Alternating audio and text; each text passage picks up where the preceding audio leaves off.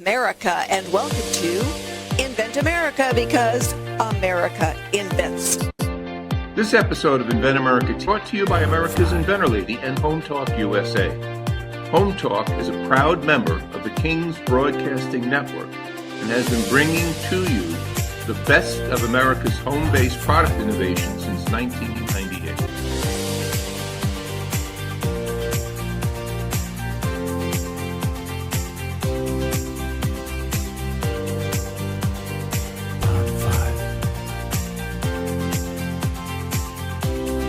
This segment of Invent America is brought to you by the law offices of R.P. Baraska. RPB law offices have been bringing corporate-level legal expertise to the independent inventor community for more than 20 years. For all your inventing legal needs, trust rpblawoffices.com. And my guest right now is Rick Kellow. He is the inventor. Rick, you and your wife are in this together, right? We are, yes. All right. So tell our listeners, what is Great Plate? We invented a plate about 9 years ago that held a drink, and you had your food all in one. We had messes downstairs, and it was pretty simple. Necessity is the mother of invention. It is, and my daughter has some of those, for her two young guys, and I know that my other daughter had some too. So I've been seeing those around for a while because I have 4 grandsons. And Nice. oh yeah, I have one in my cupboard too.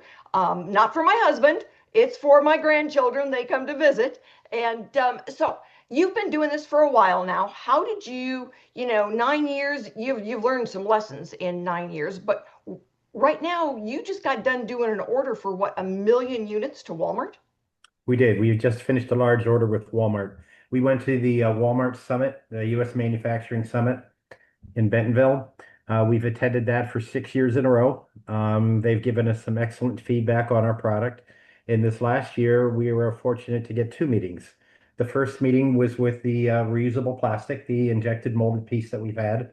They gave us some more insight as to where we need to go. The second buyer was actually an accident, I think, where it was a disposable product that they were looking for. And we met with Jeffrey Wagner. He was very supportive of the product. He said, "This is one of the best products I've seen all week. Could we make it disposable?" Well, fast forward, May we hit the shelves.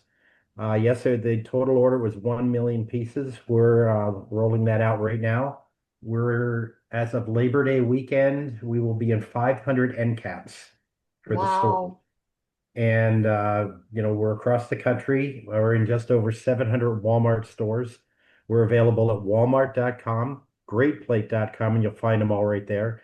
10 plates for $4.96. Wow. And so you've got the disposable and then the non-disposable, correct? Correct. The disposable is new for us. One of the things that they wanted to do, or they're big into sustainability, a lot of the plastic products that you see out there are called a polystyrene, which means it's not recyclable in most municipalities. Since it's a number 6 or higher, we needed to be a number 1 through 5. We are a number 1. It's a PET plastic, so we can reuse the plate. It does work on a regular basis. It does have a cup holder, as you can see.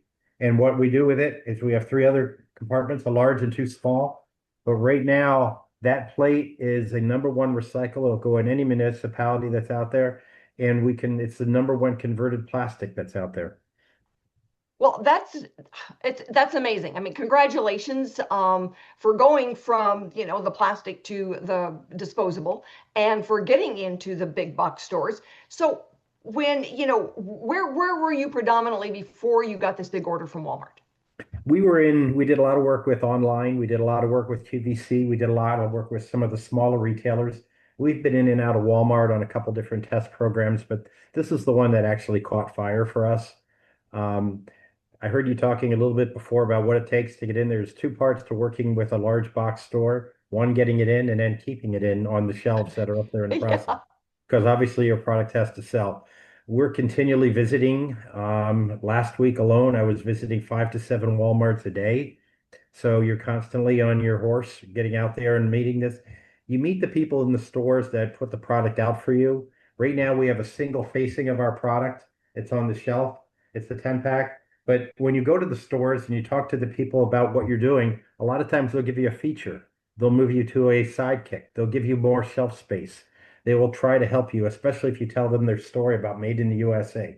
Walmart is a big cheerleader. I'm telling you right now, put all the myths aside, they are 100% behind a US manufactured product. Well, and that has changed a lot in the last few years, even in the last few months. Tell us, how as you've gone through this process, because they never used to be that way. They were one of the big culprits on moving everything to China to get better pricing. So how have you seen that pendulum shift? Yeah, a lot of things have changed overall. Basically, I think the intention is to get the best price for the consumer. And obviously, China had a leg up on us as far as the labor and some of the products that are out there. But when COVID hit, we had to automate a lot of our processes. So we were able to bring our labor into line with a lot of the processes that are out there. And it depends upon the material that you're going to be using. In this case, PET is predominantly a water bottle material. So there's a lot of recycled water bottles that are out there in this process. So we either went with a black material or we went with a clear material. In this case, we went with a black one just for aesthetics. We will be doing a clear one shortly, but right now, the playing field is leveled a lot. And if that's the case, then they are going to move towards the American-made product, in all fairness. Well, I think that's wonderful, because we've looked so much at, bringing manufacturing back to America. You always manufactured in America, right?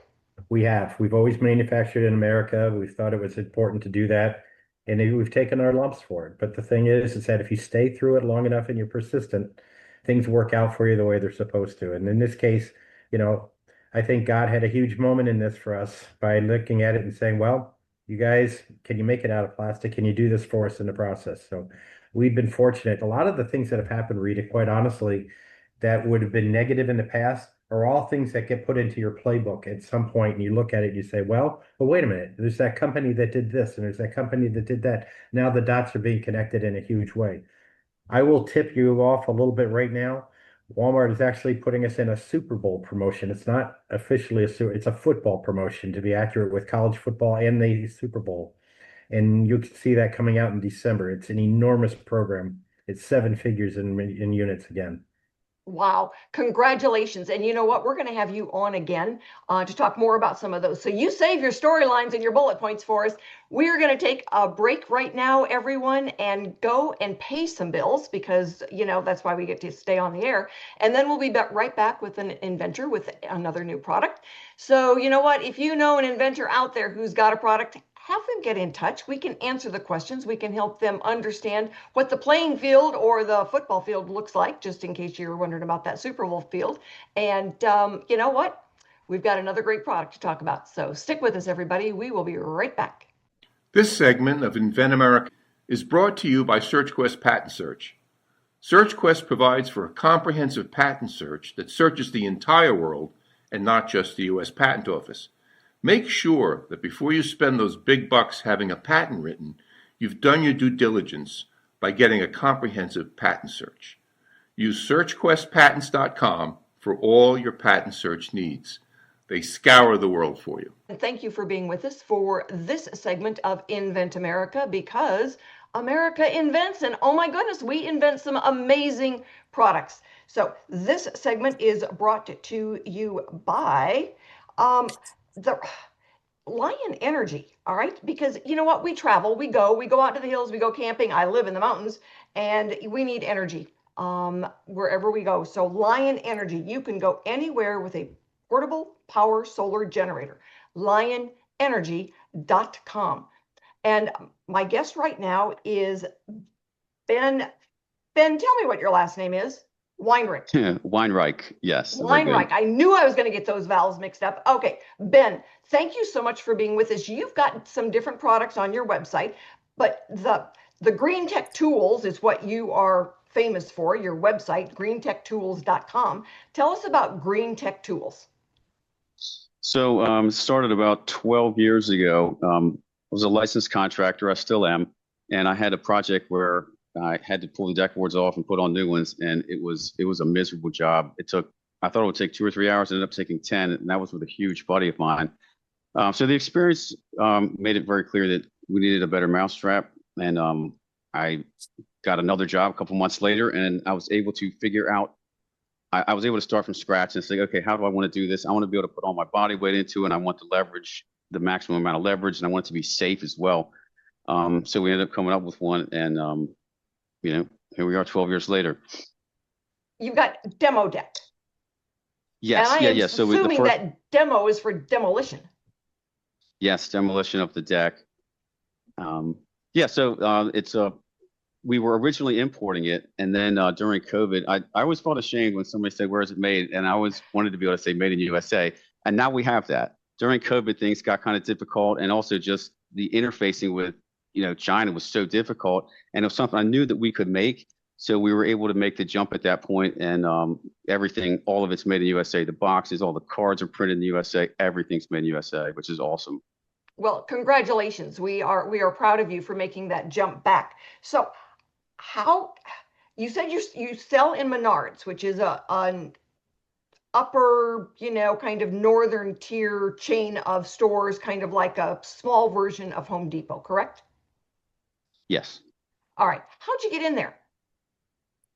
I walked into one of them one day some years ago, and the place was enormous. There's none of them in Maryland. And it just seemed like they had everything. I said, man, we got to figure out if we can get on the shelf, or what can we do here? The hardware manager is named John Jaspro. So we looked him up, we sent him samples, and we had to keep on it for a while. We went up and met with him, and then we just had to keep on going. Keep on keeping on, right? Yeah, just never give up. And eventually he said, okay, yeah, sure, we'll put you online. So that's where we are now. We sold pretty good on Menards, and we're available on Walmart and Amazon as well. So how do you get the word out? How do you do your marketing? So we do pay for some Amazon marketing and through Walmart as well. We've got some different influencers from Instagram that we use and do some partnerships with. Next year, we're actually going to go to the the Home Builder Show. We expect to pick up that's where we get a lot of accounts, where people are actually ready to buy on the spot, and we can send them a tool stand or whatever. Well, we would like to invite you to go to ASD Market Week with us. It is a huge show. It is in March, and everyone that went with us last year who had inventory sold it all there. Sounds great. I'm looking forward to it. It was a great show for people wwho had inventory. For the ones who wanted to license it, they got people who were interested in their product. But for everybody who was selling, this group of folks are big on sell, sell, sell. That's awesome. Yeah, we've got both of that. So, we have all the stuff we want to license, and that selling there sounds great as well. Yes, and that's one of the things that I help inventors do is license. And Michael Miller, who's coming up as our industry expert, we had licensed product that got into the Home Depots and Lowe's in North America because of him. And so he is a great contact to have. But we've also got gentlemen, and I do think that I sent you a contact for a gentleman that does the e-commerce for Lowe's and Home Depot. So there's a lot of resources that we have that we've learned to share, because when we've got someone like you that's getting a product out there and you are made in America, we want to be able to say, oh, try this as an asset and help you out. So how does somebody find you? Is this a product that somebody can buy it and, oh yeah, I've got a wood deck up here that's going to need changing out. So when, can we buy the tool, and is it a DIY type of tool, or is it somewhere where if we buy it, we need to have now a contractor to come and do it? Or do you just travel all over the world doing this? So is it DIY? Yes. The product is aimed mainly at a professional or more of like a heavy duty DIY market. Like if you're going to carry all the boards back to your deck and you're going to fasten them down yourself, you're probably also going to be perfectly capable of tearing them up. If you're not going to be doing the deck work yourself, then it's, it kind of depends on the fitness level of the person. Well, I can tell you absolutely the gentleman who will come and do the work is named Bobby. And he is our go-to guy because, that's just, might as well hire, somebody who knows what they're doing, as opposed to, it's like, oh, didn't really see that happening. Been there, done that. It's a lot easier to get somebody out there who's like, oh yeah, I put in a deck before. And where'd you get this tool? So that'll be a lot, it's a lot more fun. And I know we've helped Bobby out before by showing him the new tools and the things that are available to say, here, it's easier to do it this way. So Ben, what are you looking for next? I mean, you've got a day job as a contractor, right? I do some of that I'm still doing some of that. Mostly what I'm working on is we have new products that's taken up a lot of my time. So if I could take a second to tell you about that. Absolutely. All right, so we recently patented another tool, and that's for tearing up interior hardwood flooring. And there is nothing on the market that works as easy or as fast as this does. You take a dead blow hammer that we also sell that works great with it. You tap it underneath to separate the hardwood floor from the subfloor, and you pry back, and it pops the boards out incredibly fast. It pulls the nails out in the exact same direction that they were put in, so it's very, very efficient as far as your labor goes. And you don't have to spend any time on your knees, stabbing your knees with nails and sharp pieces of wood.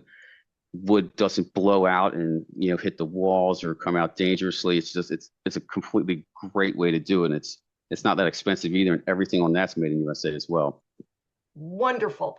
Well, we will, be helping you get the word out about that as well, because we want people to know we've got hardwood floors throughout the entire house.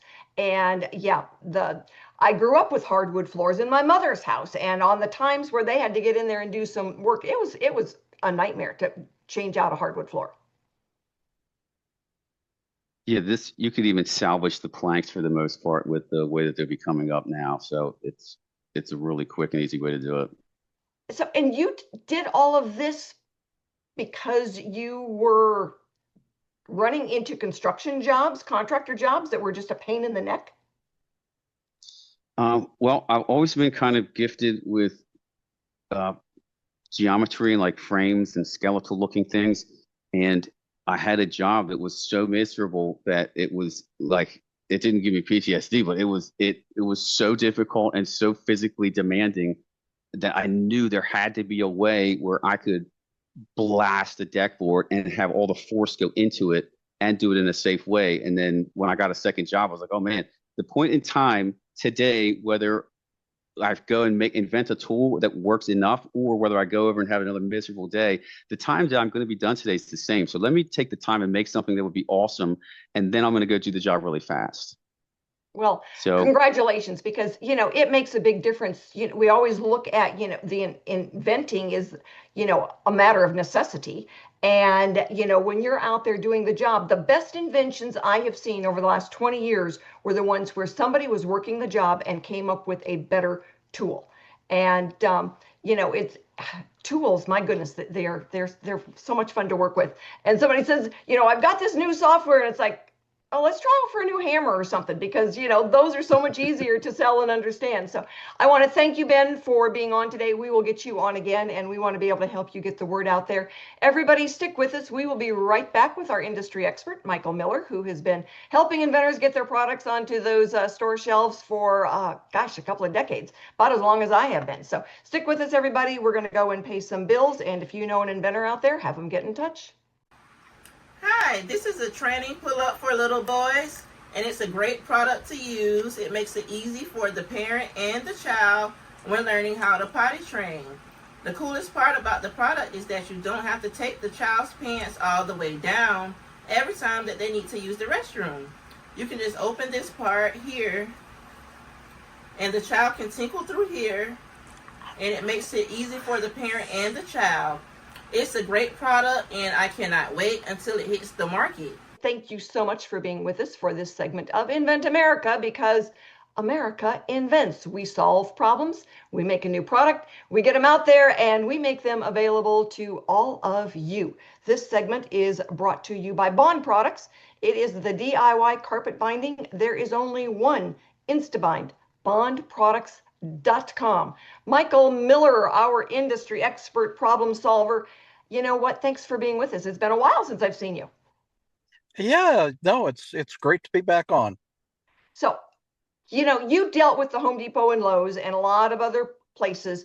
How would an inventor, an independent inventor, get into a big box store or a chain, a large chain like a Menards, Ace, True Value, whatever?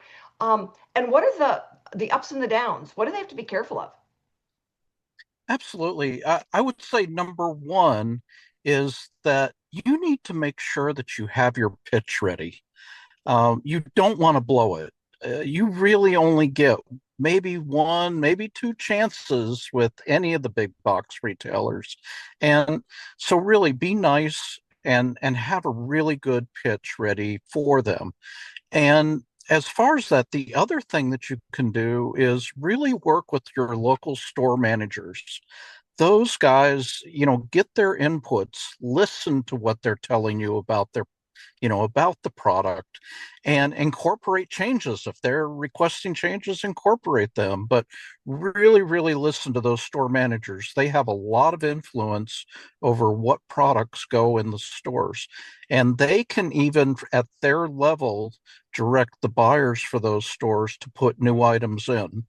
And so that can be really, really key for you. I Um, know that one year was right after we had, a year or so after we did Disposal Genie. And I went into the local Home Depot and I said, I'd really like to get your opinion on a few of these new products that we just took to the big trade show. And he just looked at me and he goes, "Do we have anything in this store that I would recognize as being one of yours?" And I go, "Disposal Genie." And he goes, "Oh, can you be here at 8 o'clock on Tuesday morning?" And so, we got to meet with all of the different, department managers, and they gave me the feedback on the different products. But it makes a difference when you are, when you've got something that gets their attention. And when, I always tell inventors, like, your first interview can be about 15 seconds. What problem did you solve? How did you solve it? Did you use a registered patent attorney? And can we make it at a price the consumer will pay? Absolutely. You need to have those answers and have those answers absolutely ready for them. Those are the things that they want to know. They want to know that you can actually supply the product. And what are your plans for that? And what's going to be the cost? And please remember that you can always go down in price. You can never go back up again. And Yeah. and so you really need to really think about that and think about to supply a big box store like that, what is it really going to take from a resources perspective? um, Right. I had a gentleman, and I said, do not give away your exact cost for manufacturing because you've got to have room to negotiate. And he had a Costco rep that said, well, we want 25,000 units. And he was so excited and he told him exactly what his cost was. And then they said, well, maybe we want 2,500. Well, there's a big difference there. And he was going to lose, any margin that he had. And I said, there are certain things that are proprietary information, and your cost is one of them. And so you've got to be really careful on how you negotiate. and they will always ask, Yes, always they'll even ask you. I mean, gosh, I work for a company that had over 25,000 products in Lowe's and Home Depot, and they would ask us every single time. It but you just have to be prepared for that question and gently not tell them. Um, I mean, you can laugh about it with them, whatever. They know they're asking, you can't say, and just get a good laugh out of it, but they will always ask. for sure. Um, but yeah, I would just say for the other thing, you can always help them by looking for slow moving products in the store. And you get that information from the associates that work in the store. Talk to them, be on a first name basis with them, the people that run that department, and they will tell you what's not selling. And that's a great thing to add in your pitch to let them know, hey, you know, this product of mine, it's works so much better. It does such, good things. And there's these couple products here that I know are not working well for you. And they like knowing that you're getting intel, that you're really thinking this through for them. Because quite honestly, it saves them a lot of work Yeah. because all they have to do is they can pull it right up on their computer right there and they'll go, yeah, you're right. Maybe that Well, would and be a like, good fit. yeah, and like Rick with Great Plates, he had done a lot of work. He had been selling for years, so he had the traction to go to. And that makes a difference as well when you've got the traction and you can go back and you can look at past sales and say, here's where we are with this. Like you said, the intel is really important because, they're not going to take a risk on one product. And that was all Rick had when he ended up doing that, was one product line. And it's, they're not going to take a risk unless they've got some pretty good intel on their part too. Yep. And I don't know if he remembers or not, but I met him at his very first trade show. Oh, wow. When they first came out with that product. I actually have one of the prototypes that he had there at the show that I still have. But yeah, just a really, really great product, but it also shows you sometimes you have to have some perseverance on these things and just know that you have a solution that will work. And you can see, like with him, the different iterations that he had to go through on where he had it manufactured, how he had it designed, what materials he used. Those are all things you need to just keep in mind and keep on iterating over the years. So, well, Michael, thank you so much for being with us today. We have to wrap it up, and we will be back, everyone. We will be back next week with more guests and another topic for Invent America. Thanks, everyone, for joining us today. We will be back next week with more stories on getting products from mind to market. We will have new inventors and industry experts. So join us and have a wonderful week.